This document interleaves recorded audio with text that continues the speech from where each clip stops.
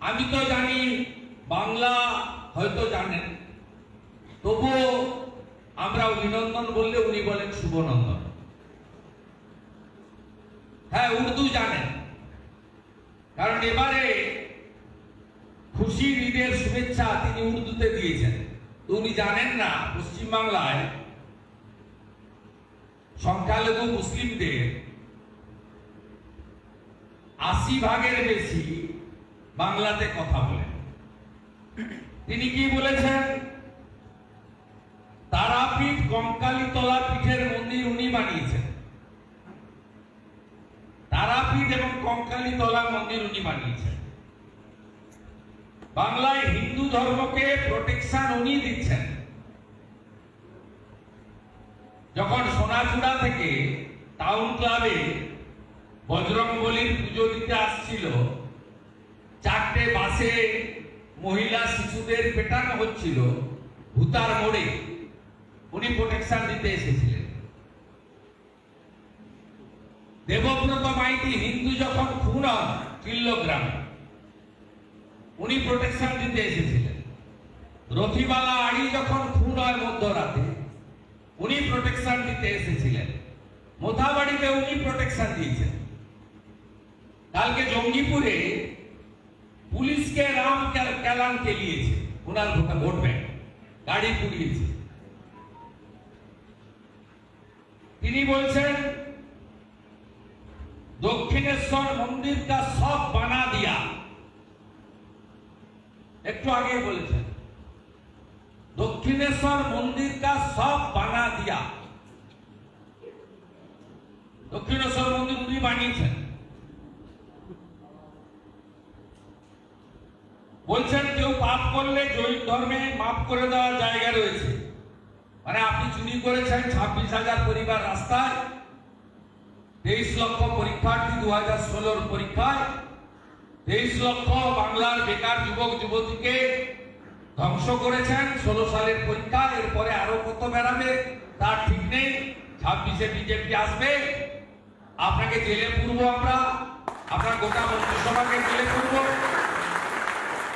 আপনি বলছেন ক্ষমা করে দিন, জৈন ধর্মে আছে, আমাকে ক্ষমা করে দিন। স্কিল সেক্টরে ইন্ডিয়ার 1 নম্বরে বাংলা।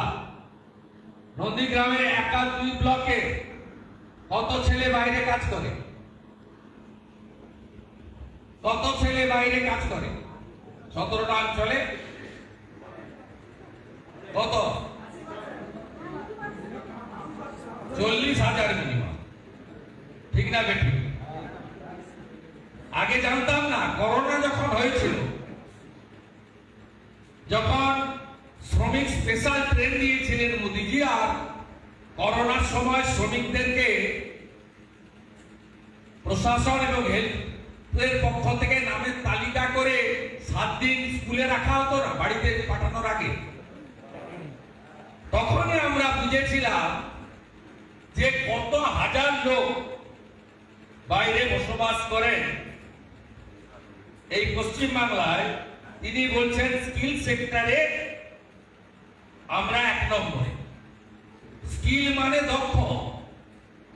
ধরে নিলাম এরা অদক্ষ, একটাও মেধাযুক্ত ছেলে মেয়ে বাঙ্গালোর হায়দ্রাবাদে চলে যায়, পুনেতে চলে যায়, ইউরোপে চলে যাচ্ছে। এখানে কেউ থাকতে চায় না। মহিলারা তো থাকতেই চাচ্ছে না, কারণ হসপিটালের মধ্যে যদি ডাক্তার বোন ধর্ষণ খুন হয় সিভিকের হাতে, আপনার পুলিশ যদি প্রমাণ লোপাট করে, আর আপনি যদি বলেন এবার উৎসবে ফিরুন, অনেক হয়েছে, আপনি যদি বলেন 10 লক্ষ টাকা তো দেওয়া যেতেই পারে, কোন ডাক্তার বোন, ইঞ্জিনিয়ার বোন, আইটি সেক্টরের বোন এই রাজ্যে অভয়ার ঘটনার পরে এখানে থাকবে? তাই উনার বক্তব্যে মোথাবাড়ি নেই, জঙ্গিপুর নেই, উনি কিছুদিন আগে মুর্শিদাবাদে গেছিলেন, বলেছেন মালদা মুর্শিদাবাদে হিন্দুরা মাইনরিটি, আমি মুসলিমদের দায়িত্ব দিয়ে যাচ্ছি প্রোটেকশন দেওয়ার জন্য। এটা কোন পুলিশ মন্ত্রীর কথা হতে পারে? আরে গুন্ডা গুন্ডা, গুন্ডার জাত নেই, ধর্ম নেই। আপনাকে গুন্ডাকে রাজধর্ম পালন করে নিয়ন্ত্রণ করতে হবে। তাই ভারতীয় জনতা পার্টির যারা 24-এ সক্রিয় সদস্য হলেন, তাদের মহান কর্তব্য নন্দীগ্রাম বিধানসভা বিজেপি ধরে রেখে যে বিধানসভাগুলো বিজেপির নেই, সেই বিধানসভাগুলোতেও পদ্ম ফুল ফুটিয়ে 2026 সালে এই পাপেদেরকে পশ্চিমবঙ্গ থেকে গণতান্ত্রিক ভাবে বিসর্জন দিয়ে একটি রাষ্ট্রবাদী দেশপ্রেমিক সরকার তৈরি করতে হবে। যে সরকার উত্তরপ্রদেশের মুখ্যমন্ত্রী যোগী আদিত্যনাথজির মতো সুশাসন দেবে, সুরক্ষা দেবে, সমস্ত ধর্ম স্বাধীনভাবে পালন করতে পারবে। রামনবমীতে 21 দফা সত্ত্বেও 500-র বেশি, 1000-এর বেশি ভক্ত হাঁটতে পারবে না।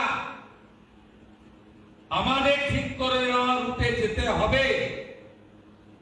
এই জিনিস বন্ধ হবে। ধর্ম পালনের অধিকার প্রত্যেকের আছে। সংবিধানের 25 থেকে 28 অনুচ্ছেদ সেই অধিকার আপনাকে দিয়ে গেছে। তাই এমন সরকার আনুন যে আপনাকে সুরক্ষা দিবে, সুশাসন দিবে। শিশু কন্যা নারীদের উপর এই বাংলায় যে অত্যাচার হচ্ছে। নানা ধরনের কন্টেন্ট দেখার জন্য লাইক করুন, শেয়ার করুন আমাদের ফেসবুক পেজ, সাবস্ক্রাইব করুন আমাদের ইউটিউব চ্যানেল। পাশাপাশি অন্যান্য ব্রেকিং নিউজের জন্য অবশ্যই চোখ রাখুন রিপাবলিক বাংলায়।